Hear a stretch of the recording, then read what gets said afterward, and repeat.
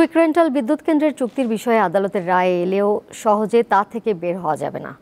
কমিটির মাধ্যমে অনিয়মগুলো খতিয়ে দেখে ব্যবস্থা নেওয়া হবে বলে জানিয়েছেন বিদ্যুৎ, জ্বালানি ও খনিজ সম্পদ উপদেষ্টা মোহাম্মদ ফাউজুল কবির খান। আর চট্টগ্রাম শহরের সার্কিট হাউসে বিভাগীয় ও জেলার বিভিন্ন পর্যায়ের কর্মকর্তা, রাজনৈতিক প্রতিনিধিদের সাথে মতবিনিময়কালে কথা বলেন তিনি। এছাড়া দক্ষিণ চট্টগ্রামবাসীর দীর্ঘদিনের দাবি কালুরঘাট সেতুর কাজ আগামী বছরের ফেব্রুয়ারিতে শুরু করার ঘোষণা দেন উপদেষ্টা। নতুন করে ইস্টার্ন রিফাইনারি নির্মাণের ঘোষণাও দেন তিনি।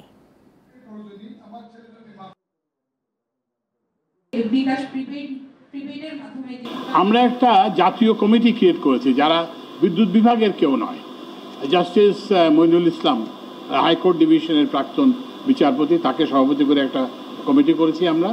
সেই কমিটি এইসব অনিয়মগুলো খতিয়ে দেখতেছে, কারণ আমাদেরকে অনিয়মগুলো জানতে হবে। অনিয়মগুলো যে না জেনে আমি যদি আবেগবশত বলে না আজকে আমি অমুকের চুক্তি কেটে দিলাম, সাথে সাথে কিন্তু আমাদের মামলায় জড়াতে হবে। এবং এইসব মামলায় কিন্তু বাংলাদেশ কোনো সময় ভালো করে নাই। মামলাগুলোতে কিন্তু আমরা সবসময় ক্ষতিপূরণ দিয়ে আসছি। তো ওই জন্য আমরা একটা ওই যেটা বললাম যে হুট করে দ্রুত একটা কিছু করতে চাই না।